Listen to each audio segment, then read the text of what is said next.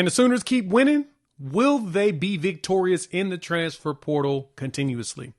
Well, some experts do believe that the Sooners have already won the transfer portal, so anything additional is icing on the cake.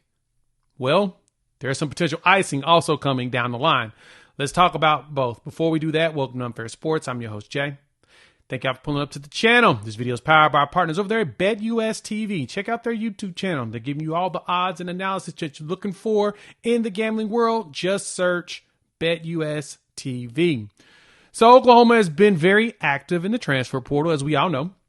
We've talked about that here ad nauseum, and Oklahoma has done a really good job of focusing on the most critical spots that they need when it comes to the portal, and then adding some pieces that honestly jump out for everybody, getting some players that are going to be game changers. And so CBS Sports had talked about this in an article that they believe Oklahoma has already won. Here's what it is from Richard Johnson over there at CBS in 247.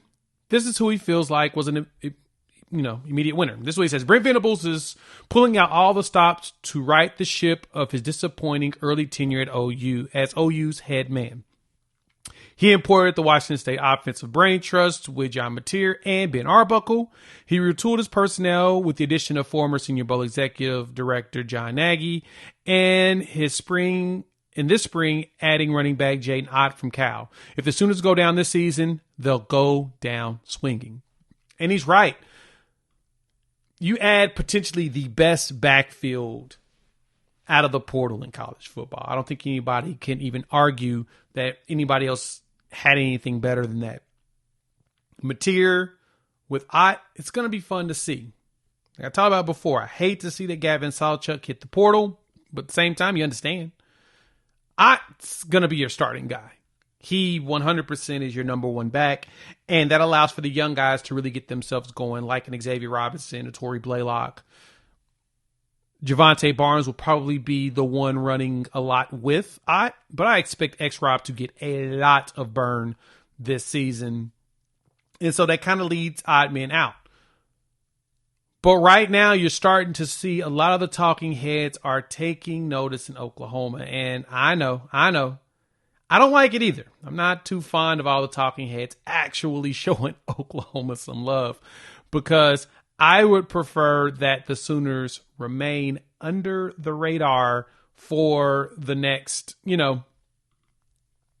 few weeks. But we'll see what it looks like come this season. I expect a massive jump in offensive production just because of those two. I refuse to believe that Oklahoma could even possibly be under top 50. They should be top 50 and above easily with all the weapons that we have. And there's potentially one more weapon coming down the line. We'll talk about that. But first, shout out to the partners over there at BetUS TV. They've got all the odds and analysis over there on their YouTube channel. And as you can see, Oklahoma sitting at plus 7,000 right now in championship odds. Probably won't change until closer to August when you get a better look in fall camp.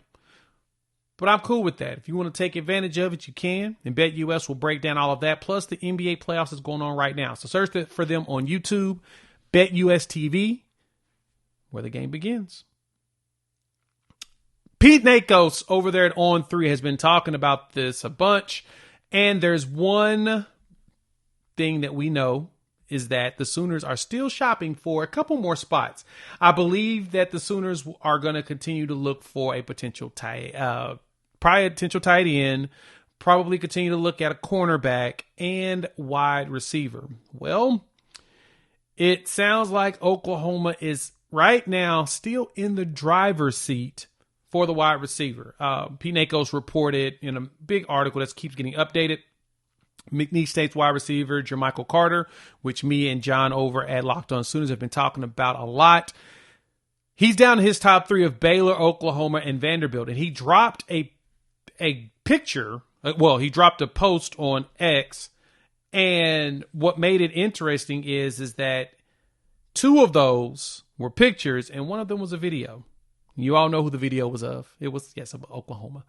And I think Oklahoma still has a really good chance with him, because for Oklahoma to land him and land any elite wide receiver out of the portal, the one thing you have to recognize is that they're probably looking for a guy. Well, the players are probably looking for an opportunity to play. Like, they want an opportunity to actually get reps and get run. And so for us, we're looking for guys that can compete in the room, while at the same time understanding that what Oklahoma's also looking for is depth. And a lot of these guys are looking for playing time. And with the way the room is shaping up, with Giovanni Gibson, with Jayden Gibson both being hurt, potentially coming back late in the season, Jermichael has an opportunity to make a statement. Now, the best part about him is he's 6'5". I mean, he's a giant, and he puts up some very nice numbers. To me, I expect if he commits to Oklahoma, it's this weekend. This week. It'll be probably Wednesday. It's my anticipation. But I know a lot of schools are trying to go after him. Here in Arkansas, it's also picked up and tagged the guy with an offer to try to get him in. But the crazy part is that all I've seen has been, from his visits, a bunch of retweets of Oklahoma stuff. That's it. So it sounds like Emmett Jones has made an impression on the kid, and there's a really good chance that Oklahoma can go ahead and win this battle. Why not go ahead and just make the announcement? I don't know. Maybe he's trying to see, make sure everything is still kosher. But I think Jermichael Carter is going to probably end up being a Sooner. We could use him. Let me know what y'all think. Hop in the comments. Lastly, this is all tight end, man. Sooners have been whiffing like crazy. And I know a lot of you are perturbed by it. I 100% agree. We need to do a better job of getting some tight ends out of the portal, or just in general. Now, this is what I believe, though. And this is just my thought process behind this, is that for Oklahoma, they're going to have to prove that they're actually going to use the tight end before a tight end is willing to actually commit to Oklahoma. That's just my take. That's where the struggle comes in. If Oklahoma can show that they are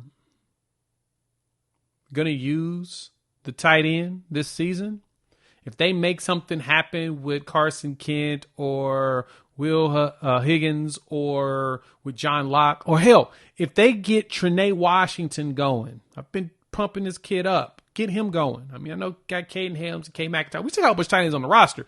Jaren Kanik.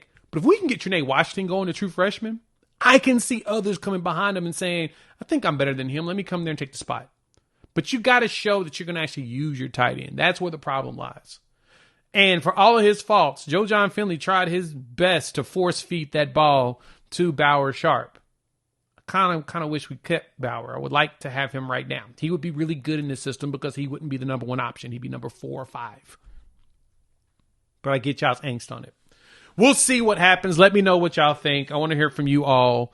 We'll have more transfer portal conversations. We need to start looking at the June visits. That's big. OU quarterback commit just recently had a throwing session. Jaden O'Neal, I'm going to toss a video out to you all tomorrow on that. And there was a lot of visitors there. Y'all tell me what y'all think on that one. Shout out to Bet US TV, hooking y'all up with the top odds, analysis, and breakdowns of the games, especially here in the NBA playoffs. Check them out. Search for them on YouTube, Bet US TV. And we'll talk next day or two. We'll have more videos coming down. We're going to start breaking down positions again. It's about that time, especially once the portal, we're done this week. Probably next week we'll go into position breakdowns. We'll talk soon. Peace.